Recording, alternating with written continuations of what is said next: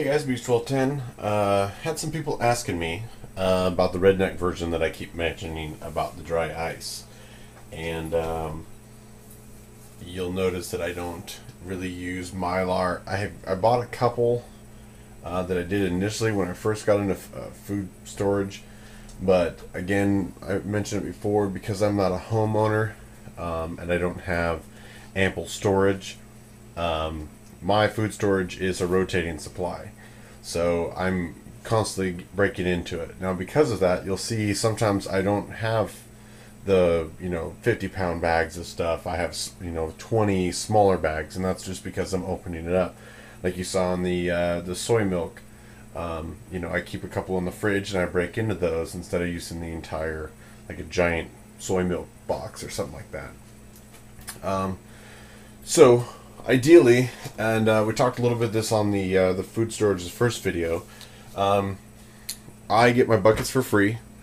This one happened to be dill pickles. The pickles with the vinegar in them will have a little bit of odor left over. This one's I've had for quite a while and I've washed it out. Actually, there's a little bit of dog hair in there, but it is bleached, sanitized, and so is the lid, the inside anyway. The outside's still a little dusty. The ideal lid here is you want to be able to have a perfect rubber seal. There's no cracks in it. I mean, I can actually pull that out and inspect the seal on there, because that's important. That's what you're going to keep on there. Now, the idea behind the mylar, one is it keeps light out. Light is, the UV is going to break down your food and prohibit decay. That's sort of what you're accomplishing by putting it into a bucket anyway. These buckets will transmit a little bit of light. I don't have a flashlight right next to me, but if I had one in there, you would slightly glow. So it's not completely impervious to light, and that's why you have people that do the mylar in there. It's not the end of the world if you put it in your garage or a closet or a basement where there isn't a lot of light anyway, especially if you've got a couple of these stacked next to each other. And if you're doing what you're supposed to do and you're using your rotation.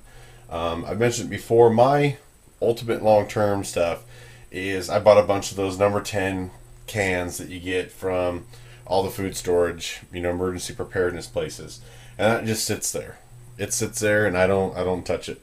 I don't break into the what they call it, the PV meats, all the weird dried dehydrated meats and the eggs and the cheese and the powdered butters and the powdered eggs and all the different fruits and vegetables. Like I don't touch that stuff. That is my long term.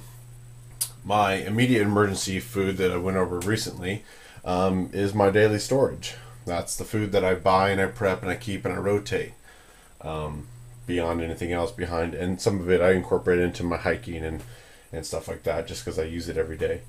But I will show you a version that I don't remember where I saw it, and it's a sound theory, and you saw the rice that I had was fine, and that was after a year of just sitting in a bucket without the mylar or anything in there.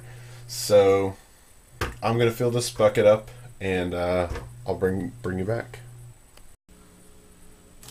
Alright, now 5-gallon bucket will hold roughly about 3/4 of that sack. There's still some left, and what I end up doing is I sort of make a little cave, and the principle behind this, as you're going to see, we're using dry ice. Dry ice is the solidified version of carbon dioxide. Forgive me if I don't have my chemistry perfect. This is called the Redneck method after all. But it is one of the few substances. The reason you get that fog coming off of it is it goes from a solid state, skips the liquid state, and goes directly to a gas. And that's just high school science right there.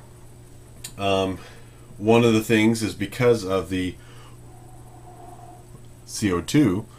CO2 is heavier than primarily the air that we breathe. So when I put in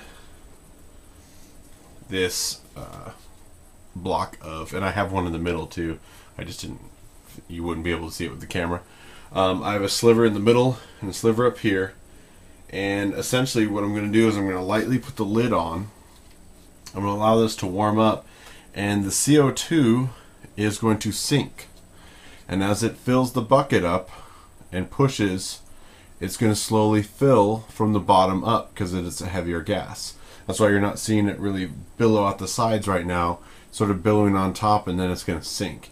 What that's going to allow it to do is it's going to slowly push out the regular air, the nitrogen, oxygen that we breathe, and it's going to push it out. And so when you start seeing the sort of fog pushed all the way, and this is going to take a little while, especially with rice, it's so dense. I'll probably leave this for, I don't know, a good 20 minutes, half hour, and help push out the rest of the oxygen.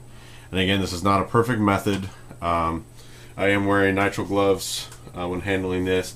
You can handle it bare hands, but especially if your hands have any moisture on them, if you hold it for an extended period of time, it will cause burning of the skin. It's fun stuff to play with, but it works pretty good for this.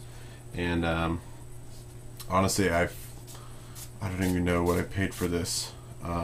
It holds in your freezer fairly well, ideally, and we'll get into other preserving foods, because I had quite a few emails on different ways to preserve your food. So we are going to let this settle down, but I won't really bring you back for the excitement conclusion or anything, but I'm going to loosely put this lid on and allow that to fill up, push out the air. About 20 minutes, half hour, I'm going to come by, and I'm not even going to take the lid off. I'm just going to push this down, make sure it's perfectly sealed, and label it.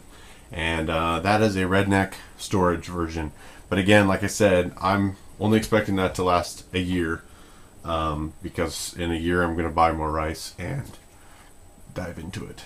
But that's it. Thanks, guys.